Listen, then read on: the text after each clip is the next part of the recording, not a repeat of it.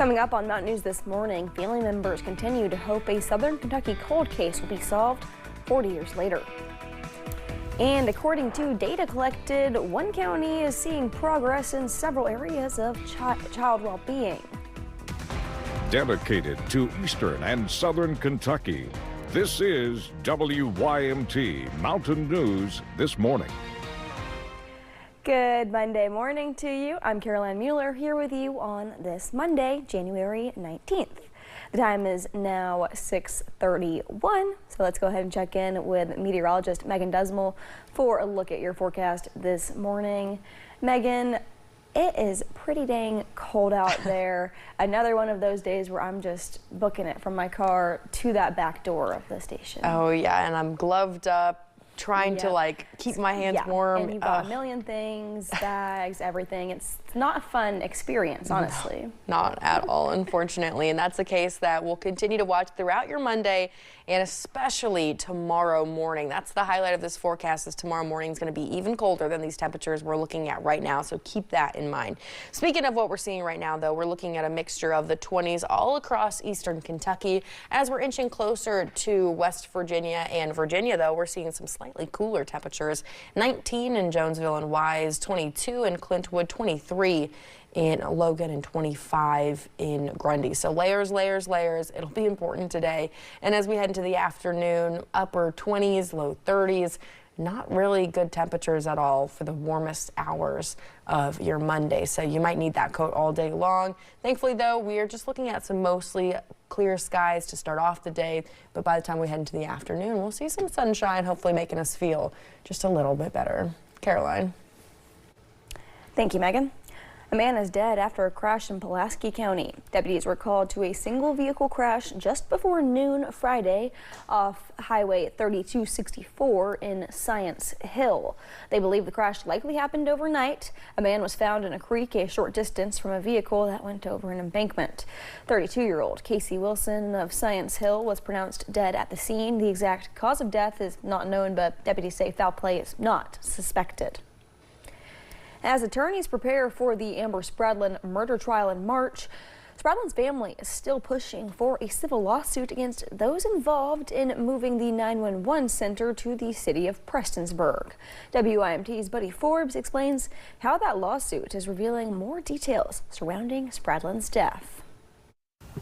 Amber Spradlin was found dead in the home of Prestonsburg dentist and businessman Michael McKinney on June 18, 2023. Since then, her family has been seeking justice, and not only in the criminal case. Spradlin's aunt Melissa Sammons represents her estate in a civil case that claims officials with the city of Prestonsburg and Floyd County Fiscal Court should also be held responsible for her death, saying the changes that rerouted 911 calls from Kentucky State Police to the Prestonsburg 911 Center impacted Spradlin's ability to receive care when she was stabbed to death on Arkansas Creek Road, just outside of the city where 2 911 calls were made from the home. Attorneys for some of the accused officials have asked for a summary judgment in the case, claiming a trial is unnecessary. And a hearing was set for the case Wednesday, but that was postponed. Salmon's attorney, Del Golden, submitted a response this week, quoting depositions and other evidence that he claims is enough to warrant a trial. Part of the motion cited 2 former police officers, Josh Hinkle and Jonathan Pack,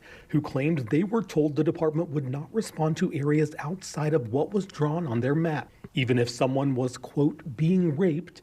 And with a shortage of deputies at the Floyd County Sheriff's Office, Golden argues those involved were well aware that Floyd Countyans were not being protected. In his deposition, Pack said he was the supervisor when the 911 calls came in from the McKinney home. And after the first call came in claiming there was a belligerent drunk in the home, he advised the dispatcher that any further calls from the home would be handled by former police chief Randy Woods, because of the close relationship between Woods and the McKinneys. Reports claim hours later, Woods was involved in a phone conversation with McKinney 8 minutes before the second 911 call came from the house, reporting Spradlin's murder. The family argues the failure to have a proper system in place directly contributed to the lack of officers being sent out to the first call, which they believe could have saved Spradlin from what led up to the second. Police Chief Ross Shurtleff, who is not named in the lawsuit but was involved in the transition of services, says he believes it was the right move for community safety. And though he was unable to directly address claims made in the litigation, he said the city is committed to defending the lawsuit and the decisions made to transfer the services, saying Spradlin's death was a tragedy, but the center has strengthened emergency response. In Floyd County, Buddy Forbes, WYMT Mountain News. Judge Executive Robbie Williams, who is named in the lawsuit, says he is unable to comment during ongoing litigation. A date for the next court hearing has not yet been set. A man accused of causing a crash that killed a young child is found guilty. Whitley County Commonwealth's attorney Ronnie Bowling says a jury convicted Matthew Crowley Thursday night of wanton murder, assault, and wanton endangerment. The crash on I-75 in January 2024 killed a 2-year-old child and left the mother with permanent injuries. Crowley will be sentenced next month. A Southern Kentucky cold case 40 years after a teenager was killed. A Lincoln County mother is still seeking justice after her son was killed by a hit-and-run driver. It happened in November of 1985. Joanne Elliott says her son, Jeffrey McQueen, was walking home after hanging out with friends following a high school football game, but never made it to their Stanford house. Jeffrey was killed when police said a driver hit him and did not stop. I couldn't believe that anybody would have done that. It was really hard to imagine somebody hitting him and just keep going. The case has generated a lot of speculation, rumors, allegations, and questions over 4 decades. It was even the subject of a special coroner's inquiry in the 1990s, but nothing has led to any kind of arrest or anyone taking responsibility for the tragic end to McQueen's life. That coroner's inquest did rule it an accident, but investigators told Elliott it was still a homicide. One Kentucky lawmaker hopes legislation she's now introduced 3 times during legislative sessions will finally cross the finish line this year. Representative Susan Whitten has filed House Bill 246, the so-called Keon's Law, again, this time with 6 co-sponsors. It would require animal control officers to be trained on the signs of child abuse and report it. Mariah Congito talked with a local animal control officer who says this bill is needed. We've had plenty of cases where we've been in homes where we realize that there is more going on. House Bill 246, or Keon's Law, is named after 10-year-old Keon Higgins, who police say was killed by his mother in Louisville in 2021.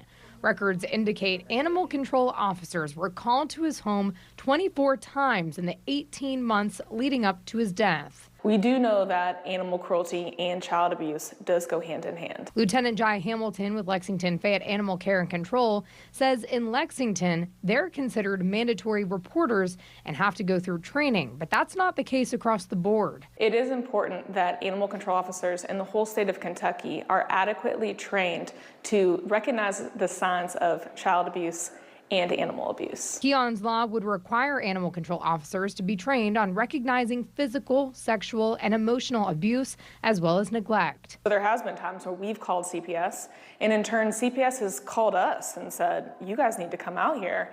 There's horrific things happening to these animals. Hamilton says what someone is willing to do to an animal, they might be willing to do to a child. In families under investigation for child abuse, 80% of those cases also involved animal abuse. Hamilton says legislation like this would help improve this staggering statistic and could save lives. Although we are law enforcement, we are animal control officers as well, and I think some people who may not be open to CPS or police would let an animal control officer inside the home. So I think there are times when we see things that maybe other agencies aren't seeing. Mariah Congito, WKYT. According to data collected, Perry County is seeing progress in several areas of child well-being. That comes from the annual Kids Count report card that breaks the well-being of Kentucky children down by county. While there have been some improvements within Perry County, officials say there are still some alarming statistics about the economic welfare.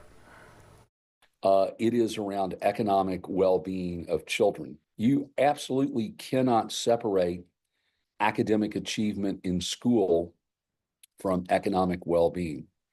If you think about health outcomes, it's inextricably linked to economic well-being. So poverty touches every other phase of a kid's life.